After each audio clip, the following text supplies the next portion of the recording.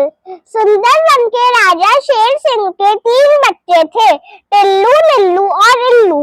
वो तीनों आपस में जमकर झगड़ते थे। हर छोटी मोटी बात पर एक दूसरे को गालियां देना और मारपीट करना उनके लिए आम बात थी। एक दिन शेर सिंह ने मंत्री अन्नू सिंह बाघ को बुलाकर कहा, मुझे अब सुंदरवन की चिंता होने लगी है। आप और मैं बूढ़े हो गए हैं, अब कौन संभालेगा इस वन को? हाँ महाराज, आपकी चिंता ठीक है। तीनों राजकुमारों को तो आपस में लड़ने से फुर्सत ही नहीं मिलती, पर कोई उपाय तो सोचना होगा कि वो समझदार बने। मैं तो समझा चुका हूँ तीनों को, पर अब आप ही कुछ कीजिए। 2 दिन बाद अन्नू सिंह ने अपनी योजना शेर सिंह को समझा दी। दोनों को आशा थी कि योजना सफल होगी। एक दिन टिल्लू, निल्लू और इल्लू अपने अपने दोस्तों के साथ शिकार का अभ्यास कर रहे थे। तभी उन्हें सूचना मिली कि गिरिवन के जानवरों के सुंदरवन पर आक्रमण कर दिया है। टिल्लू ने घमंड के साथ कहा, ओह, अब आएगा मजा, मैं अकेले ही सबको बाहर भगा दूंगा। तुम तो यहाँ बातें करते रह जाओगे और मैं अपने दोस्तों के साथ दुश्मनों के दांत खट्टे कर दूंगा। निल्लू ने हंसते हुए कहा, तुम दोनों यहाँ आपस में बातें करो, मैं तो चला गिरिवन वालों को मजा चखाने। ये कहते हुए इल्लू वहाँ से रवाना हो गया। आक्रमण करने वाले दल में सभी तरह के जानवर थे। एक बड़ा सा हाथी उनका मुखिया था। एक बाघ सेनापति था। वो आवाजें दे देकर सबको बता रहा था कि कौन कैसे लड़ेगा। सभी जानवर बहुत ही जोश में थे। इल्लू ने सीधे जाकर हाथी पर हमला करना चाहा, भला वहाँ मौजूद बाघ, तेंदुआ और भालू उसे ऐसा क्यों करने देते। सबने इल्लू को ऐसा खदेड़ा कि वो मुश्किल से अपनी जान बचाकर वापस आया। अब टिल्लू वहाँ आया। उसने सोचा, अगर मैं छोटे छोटे जानवरों को पहले मार दूंगा तो इनके सब सैनिक मर जाएंगे। फिर मैं सेनापति, मंत्री और राजा को मारूंगा। उसने 2-4 खरगोशों और हिरणों को घायल किया। उसे बहुत ही घमंड महसूस हुआ कि वो पिताजी को पता चलने से पहले ही सारे दुश्मनों को मार भगाएगा। वो खुश ही हो रहा था, तभी हाथी राजा ने अपना पैर उस पर रख दिया। उसका दम घुटने लगा। उसे समझ ही नहीं आ रहा था कि वो खुद को कैसे आजाद कराए।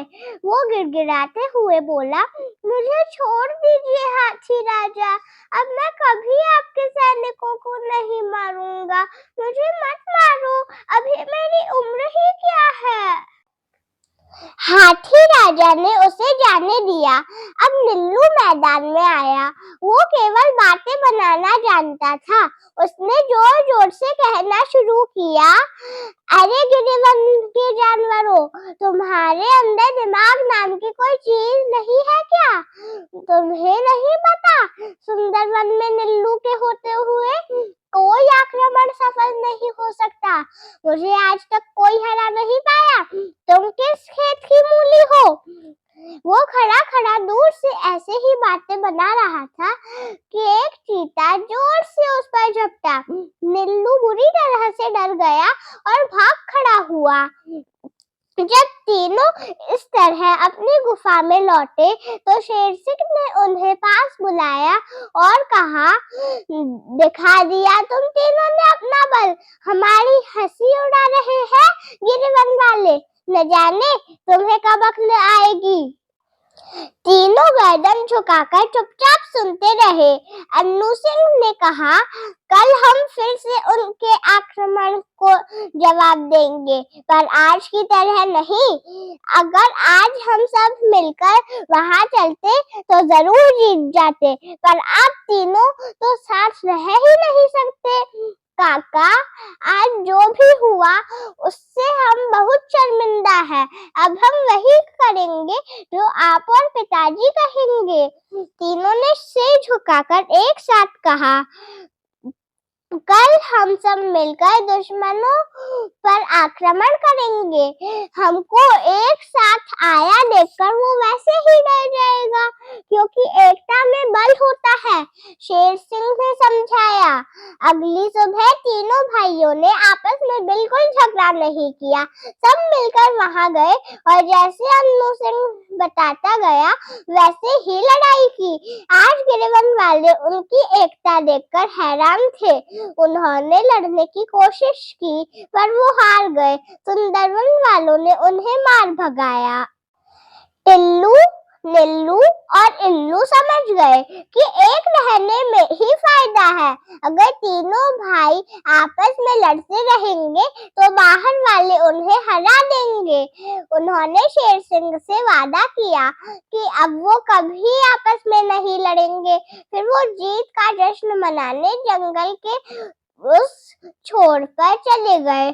उसी समय शेर सिंह, अन्नू सिंह, गप्पू हाथी, चंदू खरगोश सहित सभी मंत्री और सेनापति वहां सभा में बैठे थे।